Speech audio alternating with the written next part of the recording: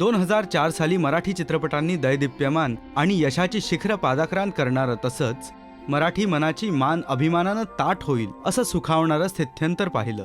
ते होतं आपल्या मराठी चित्रपटानं सातासमुद्रापार अकॅडमी अवॉर्डसाठी मारलेली धडक. अर्थात तो चित्रपट म्हणजे श्वास. महत्वाचे ऋतू कुठले? उन्हाळा, पावसाळा, हिवाळा. शहरातली मनोरंजनाची ठिकाणं कुठली? नाट्यगृह, बागा, देवळे. आपण कधी जायचंय बघायला शहरात? मराठी सिनेमातील मास्टरपीस असलेल्या श्वास चित्रपटाबद्दल बोलूया आजच्या रुपेरी मुद्रा कार्यक्रमात. ए परशा, काय झालं बा? मला दिसणार नाही. असं का वाटलं तुला?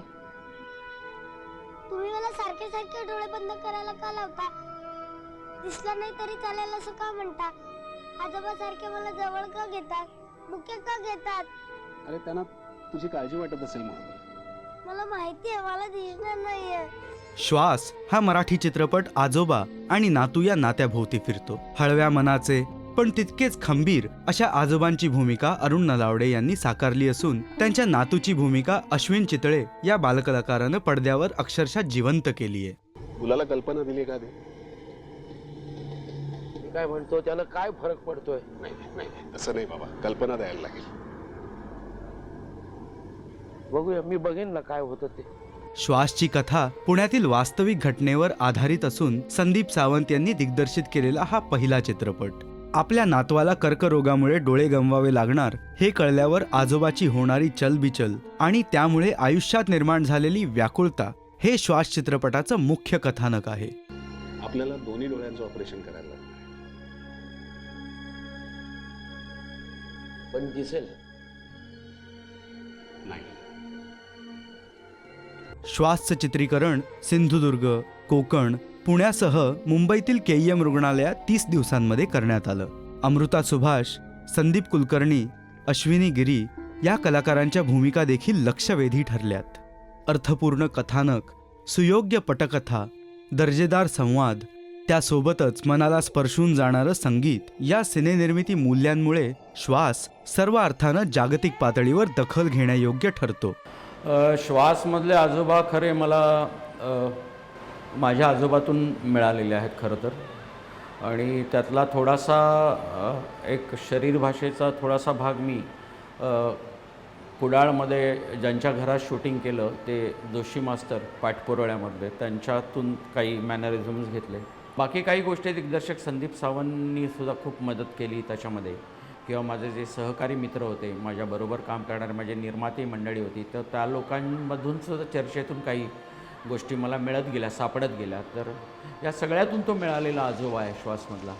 विविध भारतीय तसंच आंतरराष्ट्रीय भाषांमध्ये हा चित्रपट प्रदर्शित झाल्यामुळे मराठी सिनेमाला लक्षणीय वळण आणण्यासाठी या बाबी नक्कीच महत्त्वाची मानली पाहिजे. मराठी चित्रपटानं श्वासच्या निमित्तानं राष्ट्रपती सुवर्ण कमळवर नाव कोरत सर्वोत्कृष्ट भारतीय सिनेमा म्हणून बहुमान मिळवला. त्याशिवाय अश्विन चितळेला सर्वोत्कृष्ट बालकलाकाराचा पुरस्कार मिळाला.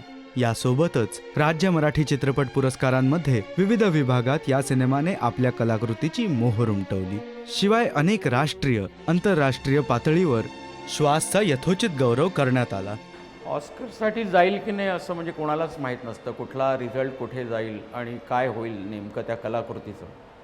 पण एक मात्र नक्की माहीत होतं की आपण एक वेगळा प्रयत्न केलेला आहे, आपण खराखुरा वाटावा असा सिनेमा केलेला आहे. त्यामुळे त्याचा वेगळेपणा तो स्वतः सिद्ध करेल याची खात्री होती. पण तो नेमकं या यशाकडे घेऊन जाईल, या पायरीवर नेऊन उभा करेल असं नक्कीच म्हणजे कुणालाच तसं सांगता येत नाही. आणि कसं आहे, शेवटी आपण आपल्या मनापासून काही गोष्टी करायच्या असतात, तर तशा त्या श्वासमध्ये केल्या गेल्या. श्वास त्याचं यश किंवा त्याचा टप्पा शोधत गेला. तो तिथे जाणारच होता, पण आम्हाला तो जाणार आहे आम्हाला माहीत नव्हतं. श्वासनं इतिहास रचला. त्याच्या यशानं मराठी सिनेमाचा डंका सर्वत्र वाजायला लागला आणि आपल्या सिनेमाला नवसंजीवनी मिळून तो ग्लोबल झालाय हे नक्की.